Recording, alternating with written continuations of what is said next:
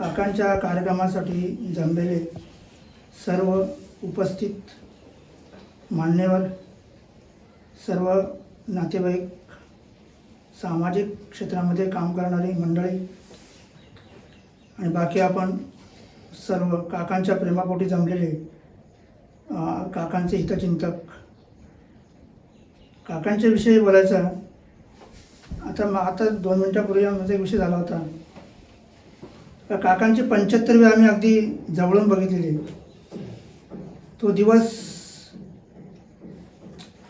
आणि त्यांचे जे शब्द आहेत ते आजही मला आठवतात. डोंबिवलीमध्ये एव्हरेस्ट हॉलमध्ये हा कार्यक्रम झाला होता 9 जुलै 2018ला. आणि त्यावेळी जी 75वी होती ती खूप वेगळ्या पद्धतीने आणि तांबे परिवाराने सुद्धा ते वेगळ्या टाईपने ती साजरी केली होती. म्हणजे काही काहींना असं वाटत होतं का वाढदिवस म्हटल्यानंतर हारतुरे घातला म्हणजे वाढदिवस झाला नाही, पण त्यावेळेला त्याने एक वेगळा उपक्रम राबवला होता. लोकांना काहीतरी त्यांना माहिती होईल, लोकांपर्यंत काहीतरी चांगला संदेश जाईल, चांगला मेसेज जाईल, अशा पद्धतीने ती 75वी त्यांनी साजरी केली होती.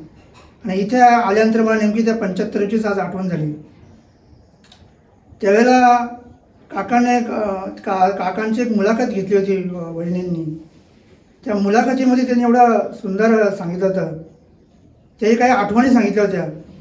आणि मध्येच बोलता बोलता वहिनी एक प्रश्न त्यांना विचारला, तुम्ही सगळं करता, तुम्हाला एखादी मुलगी असती तर किती छान झालं असतं. काकांचं मार्मिक उत्तर आहे का? काकाने उत्तर दिलं, माझी भूक आहे ना माझ्या सुनांमध्ये भागलेली आहे. हे महत्त्वाचं वाक्य आज मला ते नेमकी ते इथे आल्यानं मला आठवलं. कारण हा बंगला त्यांची वाट बघतोय. कितीतरी दिवस काका इथे नाही, त्यांचे हात पाय इथे लागलेले नाही आहेत का तिथे त्यांचे. आम्ही आल्यानंतर त्यांचं एक माहोलच वेगळा असायचा. पंकज जेवण आला म्हटल्यानंतर ते कुठे असो ते इथे येणारच. कारण नेरळमध्ये एकदा शिरला कधी आम्हाला फोन करणार का पंकज जेवण कुठे या, तर आज मी आलो इकडे. आम्ही पण त्यांनी सांगितलं का आम्ही यायचो. ही लोक आम्हाला बोलायचे, कुंभार भाऊ अरे तुमचं अचानक ठरतं आणि आम्हाला पण तुम्ही घेता त्याच्यामध्ये. अरे बोला आमचं अचानकच ठरते, कारण काय बोलायचं का, काका पण अचानकच येतात, आम्ही पण अचानकच येतो. तर अशा काही काकांच्या आठवणी आहेत. आणि आमच्या राहिला प्रश्न आमच्या अपंग संस्थेचा, तर अपंग संस्थेसाठी काकांनी खूप काही केलेलं आहे. म्हणजे अगदी जेव्हा संस्था बांधायची होती तेव्हा एक JDP मेंबर होते आमच्याकडे सुदाम पेमारे. तेव्हा त्यांनी सांगितलं होतं की आम्ही तुम्हाला 2-2.5 लाखाचा निधी देतो. पण त्यांनी सांगितलं का समाज मंदिराच्या नावाने आपण तो निधी घेऊ आणि अपंग संस्था इथं दाखवू. काकांनी ते आम्ही काय बोललो नाही तिथे, पण काकाने मला फोनवरती सांगितलं तुझं काय म्हणणं आहे. बोला तुम्ही सांगाल ते.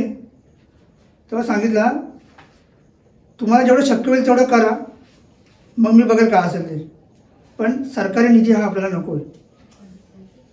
आणि त्याचं तंतोतंत वाक्य आम्हाला पटलं का, जे त्या ठिकाणी जर समाज मंदिर झाला असता तर आज अपंग संस्था तिथं एखादा प्रोजेक्ट जर राबवला गेली तिथं राबवू शकली नसती का. लोक बोलली असती हे समाज मंदिर आहे, आम्हाला पण इथं काम करायचे, तुम्ही पण करा, हे सगळं खिचडी झाली असती. पण एक चांगला निर्णय काकांनी घेतला का आपण स्वबळावरती आपलं स्वतःचं कार्यालय आणि आपली कार्यशाळा उभी करू. आणि त्यानुसार आम्ही 2016ला त्याचं बांधकाम पूर्ण करून 25 जून 2016ला त्याचं उद्घाटन केलं. आणि गेली 2010 पासून काका आमच्याशी जोडले गेले होते. म्हणजे जवळजवळ 14 वर्षाचा कालखंड काका आमच्याशी एकरूप झाले होते. अशा बऱ्याच काही आठवणी आहेत काकांच्या, त्या सांगण्यासारख्या नाही आहेत. कारण काका हे खूप प्रेमळ स्वभावाचे आणि सर्वांना सांभाळून सर्वांना एका वेगळ्या दिशेने घेऊन जाणारे, प्रगतीच्या दिशेने घेऊन जाणारे हे काका होते. खरं तर त्याला आम्ही बोलायचो, अहो तुम्हाला तुमचं सगळं काय व्यवस्थित आहे, सगळं काय व्यवस्थित आहे, मुलं व्यवस्थित आहेत तुमची, तुम्ही आमच्यासाठी एवढं करतात. तेव्हा ते आम्हाला बोलले होते अरे तुम्ही पण माझीच मुलं आहेत, मी करतो तर काय झालं. म्हणजे ही भावना त्यांच्याकडे होती.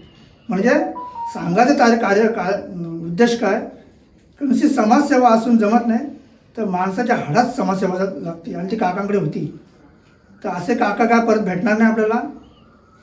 आणि माझी एक विनंती आज सर्वांच्या वतीने, आमच्या संस्थेच्या वतीने, काका आज गेले, काकांना आपण विसरू शकत नाही.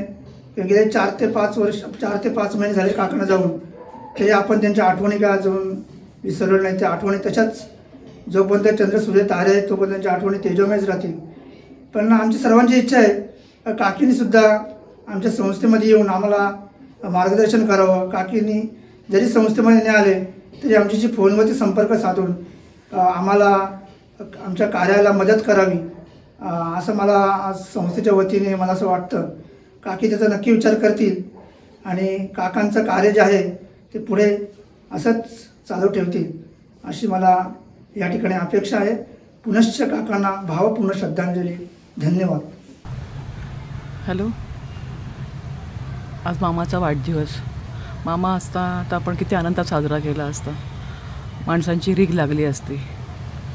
पण आज मामा आपल्यात नाही. मामाच्या आठवणी सांग म्हणते मामी. तर मामाच्या काय एक आठवण आहे का सांगण्यासारखी? सकाळपासून 2दा प्रयत्न केला पण नाही जमलं. मामा म्हणजे आमचं लहानपण होतं. एखादा परफेक्ट माणूस कसा असावा तसा मामा होता. कुठेही चूक नाही, म्हणजे नुसतेच लाड केलेत असं नाही. चुकलं तर तो ओरडायचा सुद्धा आम्हाला. हे माझ्यासाठी मी सांगते. लाड म्हणजे कधी गावाला गेलं की फिरायला नाही, कपर्दिकेश्वरी नाही. त्यांनी कोतूरला, इतक्या आम्ही लहान होतो, मला आठवतं आहे मी 7-8 वर्षाचीच असेल, त्यांनी चक्क आम्हाला हॉटेलमध्ये नेलं होतं आणि बटाटा खायला घातला होता. मला तर इतकं असं नवल वाटलं तेव्हा की हॉटेलमध्ये जायचं. नंतर मुंबईला गेलं, डोंबिवलीला गेलं की हमखास पिक्चर दाखवणारच. गोपी टॉकीज जो पिक्चर असेल कितीतरी पिक्चर, म्हणजे कल्याणलासुद्धा मामा पिक्चर न्यायचा आम्हाला. कल्याणला असता मी कल्याणचे थोडे दिवस आठवतात मला. पिक्चर न्यायचा. तुफान आल्या दर्याला तो पिक्चर बघितला होता. नंतर बरेच पिक्चर म्हणजे मामा कधीच असं झालं नाही की मामा मग टिटवाळ्याला न्यायचं, मुंबई दाखवायला न्यायचं. महालक्ष्मीला मी मामाबरोबरच गेले होते. मग मामाचं ऑफिस असं लांबून बघितलं होतं नरिमन पॉईंटला. एवढी मोठी बिल्डिंग, तेव्हा खूप कमी होत्या अशा बिल्डिंग उंच. तर मामाचं ऑफिस होतं. त्यामध्ये 5-7 वर्षापूर्वी निलेश जेव्हा गेला तेव्हा त्याच्यामुळे आम्ही, म्हणजे मामाचं जास्त माझं हे, म्हणजे मध्ये जशी गॅप पडते, लग्नानंतर आपण बिझी असतो, हे असतो, थोडीशी गॅप पडते. त्याच्यानंतर परत मामा आणि आम्ही खूप जवळ आलो. ते एका प्रसंगात मामा काय मला म्हटला की तू बाई आहेस माझी. तर मला तेव्हा असं म्हणजे काय रिॲक्शन देतेच मला समजलं नाही त्या गोष्टीवर. नंतर मग आता मी विचार करते, ते मामाने मला दिलेलं सर्टिफिकेट होतं. आता मला जगात कुठल्या सर्टिफिकेटची गरज नाही. तेव्हाच मी गेल्या वर्षी मामा माझ्याकडे आला होता, तेव्हा मामाला म्हणा 2 दिवस मामा माझ्याकडे राहायला ये. मला खूप अशी आतून अशी इच्छा होती मामीने माझ्याकडे राहावं येऊन. आणि मामाला पर्टिक्युलर असं काय ते खूप छान रोज असं करून खायला घालावं, गप्पा माराव्यात, खूप लहानपणीच्या गोष्टी मामाकडनं ऐकाव्यात. त्या सगळ्या राहून गेल्या पण दुर्दैवाने. आणि मामाच्या आठवणी अशा नाहीत, त्यात मामी पण सहभागी आहे. प्रत्येक गोष्ट मामीने पण आमच्यासाठी केली. मामा करतो म्हणजे नाही, मामी पण त्याच्यामध्ये आहेत. ह्या मामाच्या आठवणी म्हणजे मामी पण त्याच्यामध्ये आहे. प्रत्येक करण्यामध्ये आमचे काय म्हणेल लाड, म्हणजे मामी पण अशी खूप लाड करायची. गेलं की काय, मग इडली सांबार, त्या इडली सांबार कुठं आपल्या घरी करायचे नव्हतेच करत ना, मग इडली सांबार करायची. मग ते एक ब्रेडची मिठाई मामी करायची, गावाला थालपीठं करायची. खूप म्हणजे मामीने केलं. मामा आणि मामी दोघांना एवढं अगत्य माणसांचं की सगळ्यांशी अगदी खूप छान चांगलं वागायचं. ठीक आहे, मी पास करते. टेलिकॉममध्ये ऑफिसर होते. त्यांनी सगळ्या म्हणजे जेवढे बहीण आहेत, भाऊ आहेत, सगळ्यांचे काही सुखदुःखाचे कार्यक्रम आहेत, सगळ्या याच्यामध्ये प्रत्येक वेळी हिरिरीने भाग घेतला. तसे ते अडचणीच्या प्रसंगाला धावून गेले. आर्थिक मदतही केली अनेकांना. आणि त्यांचं सर्कल खूप मोठं होतं. ऑफिसचं सर्कल वेगळं, डोंबिवलीतलं राहतात त्या भागातलं वेगळं, नंतर त्या अध्यात्माचं युनियनमध्ये होतं, युनियन होते. अरविंद सावंत चिन्मय मिशनचं काय तिकडचा ग्रुप वेगळा होता. नंतर हे नेरळचा ग्रुप आला, त्यामध्ये भाऊ आहेत, बरेच भाऊ दादा आहेत दोघी. नंतर राऊत पण होते. तर नंतर आरडेला सुद्धा त्यांनी संस्थाचं बांधकाम करून दिलं आणि त्यांना स्वतःच्या पायावर कसं उभं राहतील अंध लोकांना त्यासाठी खूप मनापासून मदत केली. ते डोंबिवलीला शाळा पण काढली आणि खूप तिथून हजारो विद्यार्थी आतापर्यंत बाहेर पडलेले आहेत. त्यांचं म्हणजे जे मूळ बालशिक्षण आहे ते खूप उत्तम प्रकारे आणि चांगल्या प्रकारे काकूंनी आणि नानांनी अरेंज केलेलं आणि अजूनही खूप चांगल्या तऱ्हेने संस्कार चालू आहेत. त्याचबरोबर गावाकडे सुद्धा नानांची नाळ जुळलेली होती, त्याच्यामुळे ते दर काही कोणत्याही कार्यक्रमाच्या निमित्ताने गावी जायचे. म्हणजे श्रावण असेल, श्रावणात तर जायचे, दर कुठल्या तरी 3-4 सोमवारी जायचे. परंतु इतर वेळेस काही असेल, गावचं नातेवाईकाचं काही कार्य असेल, लग्न कार्य असेल किंवा दुःखद काय किंवा इतरही काही असेल तर ते धावून जायचे असे.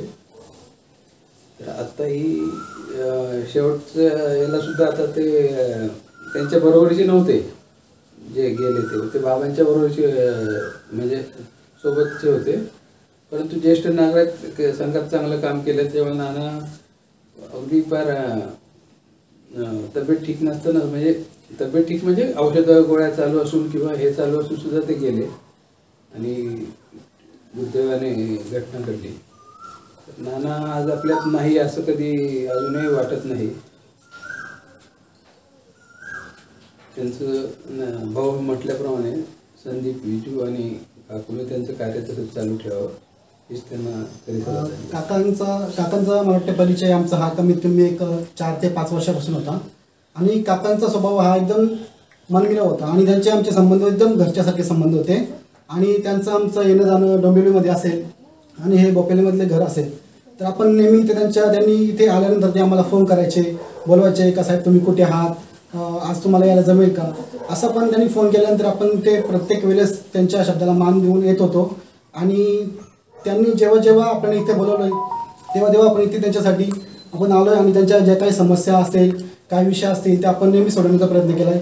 आणि त्यांचा स्वभाव म्हणजे एकदम खूप चांगला होता, एकदम घरच्यासारखा होता आणि एकदम मुलासारखे ते असं हक्काने आवाज देत होता. आणि निराळला आल्यानंतर पहिल्यांदा फोन करायचे का सोमनाथ मी निराळला आलोय, मई भाऊ कसे आहेत, रोशन भाऊ कसे आहेत, तुम्ही सर्व कसे आहेत, कुंभार काकांना विचारायचे, झाडगे काकांना विचारायचे का सर्व कसे आहेत, बरे आहेत का, भेटतात का.